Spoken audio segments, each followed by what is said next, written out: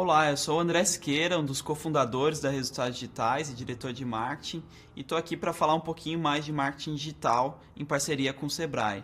Na primeira aula que eu dei aqui no portal, você pode procurar aí na biblioteca do Sebrae, eu falei sobre um processo aí sistemático para aquisição de clientes. A gente falou sobre como eu atraio os potenciais clientes para o site, como eu faço a conversão, o relacionamento, analiso tudo e consigo cada vez mais resultados. A ideia dessa videoaula é eu entrar muito mais a fundo no bloco de relacionamento.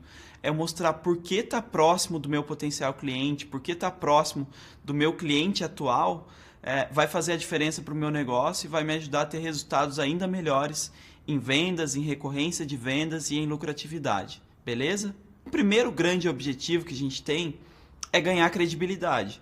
É fazer com que as pessoas que estão nos acompanhando, que eventualmente podem ser consumidoras do nosso produto ou serviço, já conheçam esse nosso produto ou serviço, já conheçam a empresa, já tenham uma relação de confiança com a empresa para quando o momento de compra chegar, para quando elas efetivamente decidirem fazer uma compra, elas já tenham, já se sintam confortáveis em escolher você.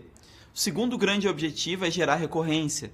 Nos casos de empresas que precisam vender o tempo inteiro, um bar, um restaurante que quer fidelizar, quer fazer com que as pessoas voltem, ou um negócio que vende por assinatura, por exemplo, a gente precisa que as pessoas continuem, de certa forma, é uma compra a cada mês, que elas continuem voltando, que elas continuem trazendo retorno para a empresa. O terceiro grande objetivo que a gente tem ao trabalhar relacionamento é gerar recomendações.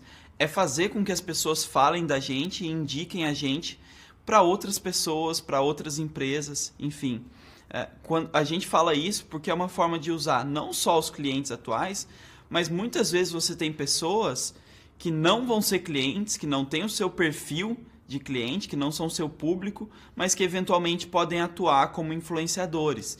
Então, no meu caso, por exemplo, na Resultados Digitais, eu dificilmente vendo a minha ferramenta para um estudante, eu dificilmente vendo para um estagiário em uma empresa, mas eu posso usar o relacionamento, eu posso ganhar uma posição no coração dessas pessoas para que elas indiquem os meus serviços para quem são de fato tomadores de decisão, para quem são de fato compradores. E o quarto grande objetivo que eu quero indicar aqui é basicamente a gente conseguir gerar demanda para um produto, para um serviço.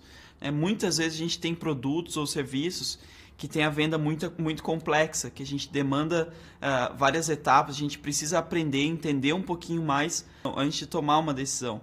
E esse é, inclusive, o exemplo que eu vou dar aqui. Pensa, por exemplo, antes de comprar um apartamento, quantas coisas a gente precisa avaliar? Preciso fazer um planejamento financeiro para ver se vai sobrar dinheiro, para ver quanto eu posso gastar.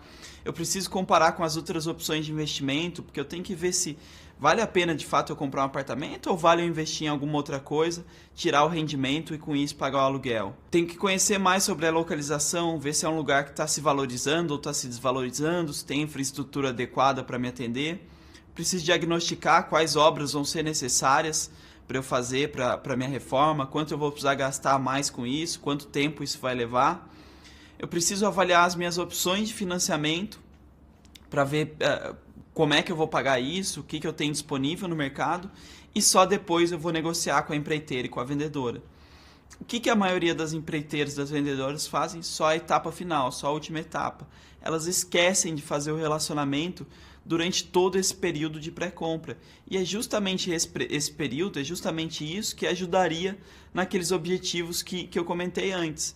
Se eu estou educando o meu potencial cliente, se eu estou mostrando para ele o que é preciso, eu estou tirando muitas vezes barreiras, objeções e fazendo com que essa demanda fique mais próxima dele, que essa demanda aconteça na cabeça dele em cima de itens que ele não tinha percebido ou que ele não tinha conseguido resolver sozinho até então. Então, se ele não conseguiu fazer um planejamento financeiro e eu ajudo ele a fazer isso, no instante seguinte eu já sei que eu posso passar para o passo seguinte e ele já tem esse fato bem claro na cabeça dele. E eu vou fazer esse relacionamento dividido em etapas. Eu tenho diferentes momentos, eu tenho diferentes etapas do processo de compra e cada uma delas demanda um tipo de conteúdo diferente.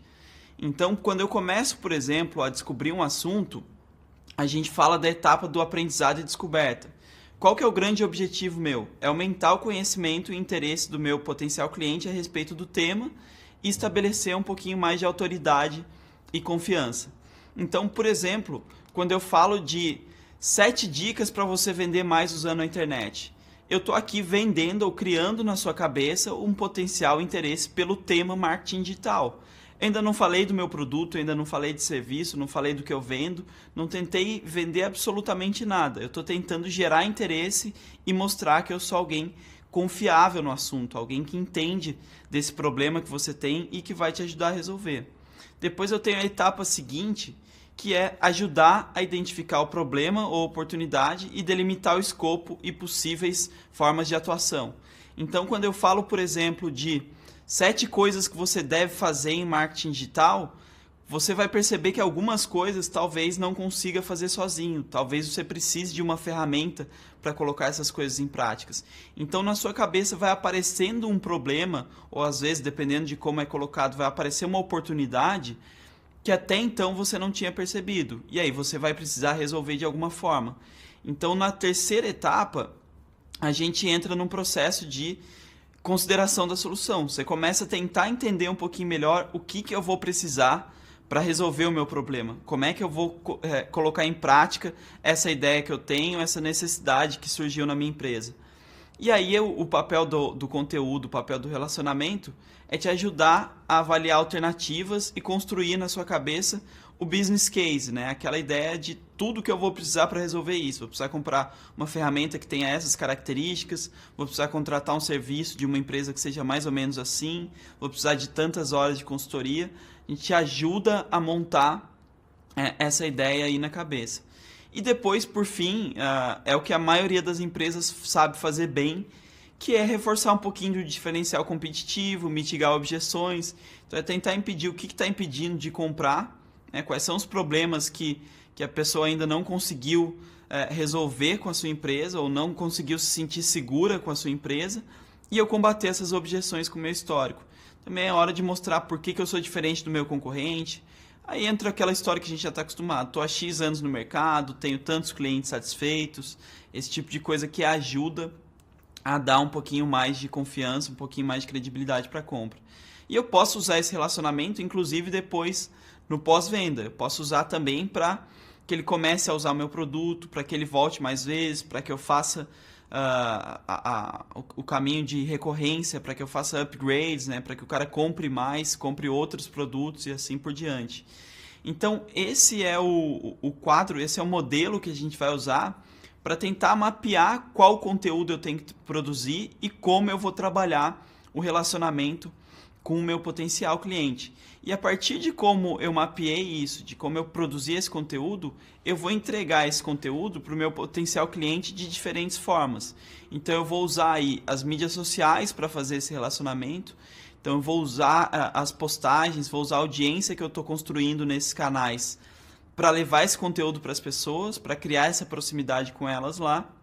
Eu vou usar o e-mail marketing, que é uma forma também ainda muito válida, muito efetiva de entregar o conteúdo. E eu vou usar a automação de marketing com a nutrição de leads para conseguir identificar o momento certo, entregar o conteúdo certo e tomar a ação mais adequada para cada momento do potencial cliente. A gente vai explicar cada uma dessas 3 coisas nos próximos blocos.